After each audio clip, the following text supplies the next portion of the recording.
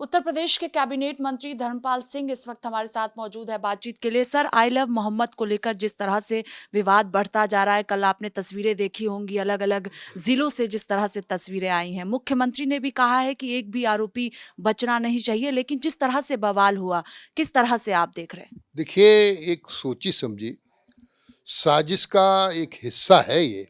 क्योंकि उत्तर प्रदेश में इस समय कानून का राज है, उत्तर प्रदेश में विकास हो रहा है सर्वांगीण। तो इनको ये हजम नहीं आ रहा है। ये तो जाति बिरादरी के भड़का करके राजनीति करने वाले लोग हैं। बरेली में जिस तरीके से जो दंगा कराया गया है, ये तौकीर रजा खां हमेशा इसी तरीके से कराते हैं और बचते रहते हैं। इस बार वो किसी भी हाल में बच नहीं पाएंगे, क्योंकि उन्होंने सबको इकट्ठा किया और इकट्ठा करने के बाद भड़काऊ भाषण दे करके लोगों की दुकानें तोड़वाई, नुकसान करवाया और कानून की व्यवस्था को चैलेंज करने का काम किया। लेकिन सर, तौकीर रजा लगातार धमकी देने का काम कर रहे हैं। वो कह रहे हैं कि जितना मामले को दबाएंगे, वो ये मामला उतना ही ज्यादा बढ़ता चला जाएगा। सीधे तौर पर धमकी दे रहे हैं। देखिए, तौकीर रजा खां वास्तव में हमेशा धमकी देते रहे, लेकिन इस बार उनकी धमकी कोई काम नहीं आएगी। मुझे लगता है ये उन्हें इसका माध्यम, इसके पीछे उन्हें दिशा पाटनी का, जिस तरीके से हमारी पुलिस ने और उत्तर प्रदेश की सीमा से अपराधियों को बाहर आगे नहीं, पंजाब तक नहीं जाने दिया था, तो ऐसे ही उन्हें, मुझे लगा इसको उन्हें भ्रास नहीं आया है। तो ये जुमे नमाज वाले शुक्र के दिन ऐसी ही घटना करते हैं। इस बार पूरी तरीके से संज्ञान प्रशासन ने ले लिया है।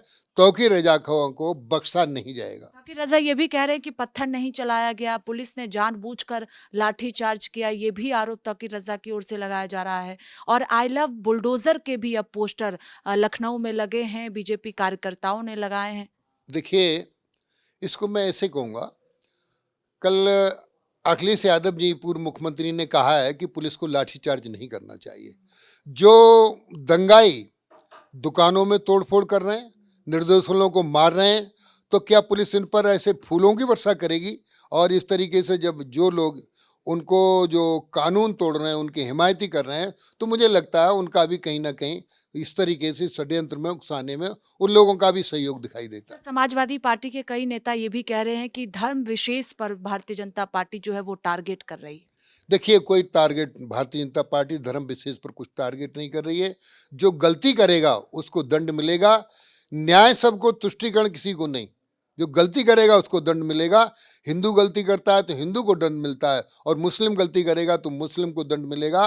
किसी भी हाल में कानून को तोड़ने वाले व्यक्ति को बख्शा नहीं जाएगा। सवाल ये है कि जिस तरह से अलग अलग जिलों से लगातार तस्वीर आ रही है, जो विवाद लगातार आई लव मोहम्मद को लेकर बढ़ता जा रहा है, सरकार एक्शन के मोड पर है। जो भी इस तरह की हरकतें कर रहा है, कार्रवाई, कठोर कार्रवाई करके एक संदेश देने का काम सरकार द्वारा किया जाएगा। जो कानून को तोड़ेगा, निर्दोषों को मारने का काम करेगा, जमीनों को और मकानों को तोड़ने का, तहस नहस करने का काम करेंगे, ऐसे लोगों को कभी भी किसी भी दशा में बख्शा नहीं जाएगा। सर, एक आखिरी सवाल है कि अखिलेश यादव ने एक्स पर पोस्ट किया है और कहा है कि कहीं भेड़िया नजर आ रहा है, कहीं अलग अलग जानवर नजर नजर आ रहे हैं। भारतीय जनता पार्टी की सरकार इस पर कोई कार्रवाई करेगी या नहीं, क्योंकि दहशत का माहौल उत्तर प्रदेश में है।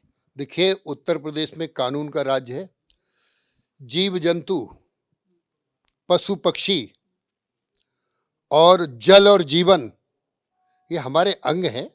और जिस तरीके से जो अखिलेश जी का जो बयान है, अखिलेश जी जिस तरीके से बोलते हैं, मुझे लगता नहीं वो देश के हैं। उन्हें विदेश की धरती से प्यार लगता है ऐसी बातें करने से। बहुत शुक्रिया बातचीत के लिए। कैमरा पर्सन देवेंद्र के साथ स्वाति पाठक, भारत समाचार, दिल्ली।